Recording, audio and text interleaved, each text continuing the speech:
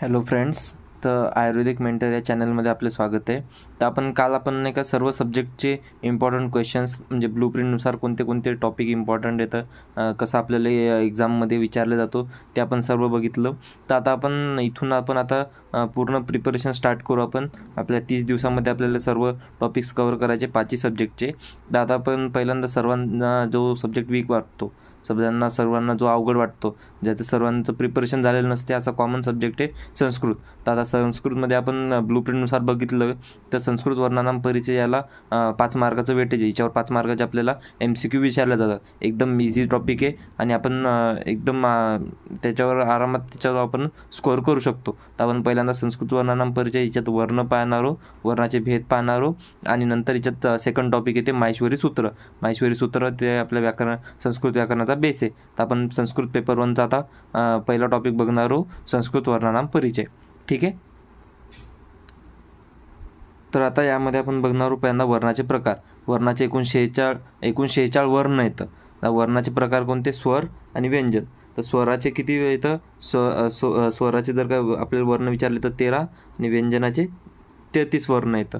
ठीक आहे. तर आता स्वराचे 3 प्रकार पडतात, ऱ्हस्व, दीर्घ आणि मिश्र. ठीक आहे. याला उष्म पण म्हणतात. तर ऱ्हस्वमध्ये काय येतात? अ, इ, उ, रू, ऋ म्हणजे आपले सर्व जे ऱ्हस्वर ऱ्हस्व स्वर येतात ते येतात 5. अ, इ, उ, ऋ आणि ऋ. नंतर येतात दीर्घस्वर. दीर्घस्वरमध्ये 4 येतात, आ, इ, उ आणि ऋ. हा ऋ जो आहे हा दीर्घ ऋ आहे. ठीक आहे. ऋ हा फक्त ऱ्हस्व असते, याचा दीर्घ आपल्याला येत नाही, दीर्घ नसतो. तर मिश्रमध्ये कोणते येतात? ए, ओ आणि औ. हे 4 स्वर येतं संयुक्त स्वराचे 13 वर्ण. नंतर त्याचप्रमाणे व्यंजन येतात 3 प्रकार, स्पर्श, अंतस्थ अर्धस्वर आणि उष्म.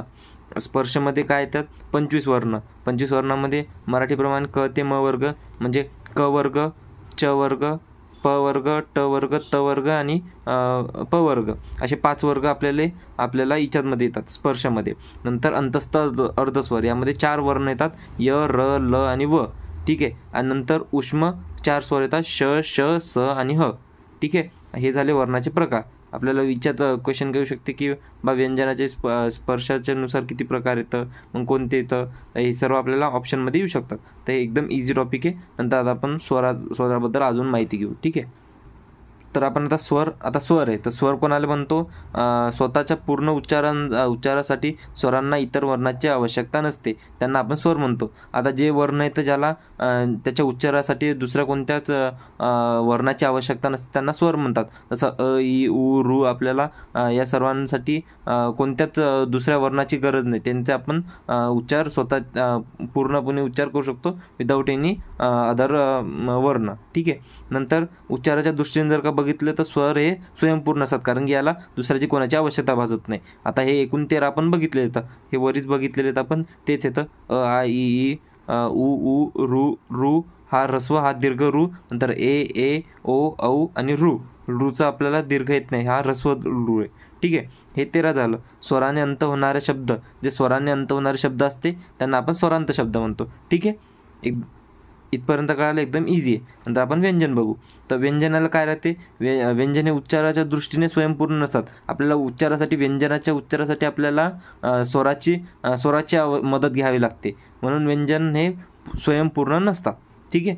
हा विचारू शकतात की कोण स्वयंपूर्ण असते, कोण नसते. नंतर त्याचे आपण बघू. पहिल्यांदा स्पर्श.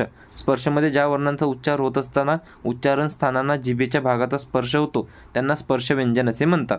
एकूण स्पर्श व्यंजन कोणते? 25 पैकी क वर्ग, च वर्ग, ट वर्ग, त वर्ग आणि प वर्ग. याला आपण कु, चू, टू, तू, पू असं पण आपण म्हणतो. हे त्याचं शॉर्टकटमध्ये आपल्याला लिहितात. हे आपले जे हे राहतात, आपण जे सूत्र बघतो, सूत्रामध्ये आपल्याला याचा खूप उपयोग पडते. कु आलं म्हणजे क वर्ग, चू आलं म्हणजे च वर्ग, टू आलं म्हणजे ट वर्ग. आता याच्यामध्ये क, ख, ग, घ, ग, च, छ, ज, झ, य, ट, ठ, ड, ढ, न, त, थ, द, ध, न, प, फ, ब, भ, म. हे आपले 25 स्वर येतात. 25 व्यंजन येतात. कशामध्ये? स्पर्शमध्ये. आता जे क आणि ख आहे, हे पहिले जे 2 येतं हे कठोर व्यंजन येतं.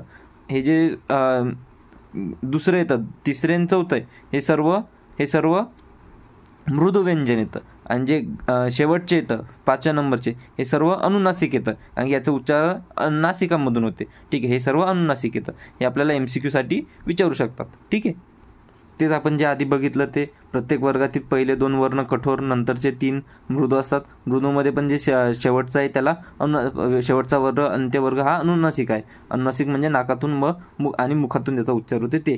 नंतर सेकंड पार्ट पडते अंतस्थ अर्धस्वर. ज्या वर्णाचा उच्चार करताना उच्चार स्थानांना जिभेचा भाग पूर्ण भिडत नाही तर किंचित स्पर्श होतो त्यांना अंतस्थ अर्धस्वर व्यंजन असे म्हणतात. एकूण अंतस्वर किती येतं, अर्धस्वर व्यंजन किती येतं, 4. य, र, ल, व. नंतर येते उष्म व्यंजन. उष्म व्यंजनमध्ये कोणते येते, ज्या वर्णांचा उच्चार करताना उच्चारण स्थान व जिभेचे भाग यांच्यात किंचित फट असते त्यांना उष्म व्यंजन असे म्हणतात. एकूण उष्म व्यंजन किती येतं, 4. श, श, स, ह. व्यंजनांच्या अंत होणाऱ्या शब्दांना व्यंजनांत शब्द म्हणतात. जसे स्वराने अंत होणाऱ्या शब्दांना स्वरांत शब्द म्हणतात, तसेच व्यंजनाने अंत होणाऱ्या शब्दांना व्यंजनांत शब्द म्हणतात. हे आपल्याला शब्दरूपांमध्ये पण स्वरांत व्यंजनांत आपण तिथं बघत असतो.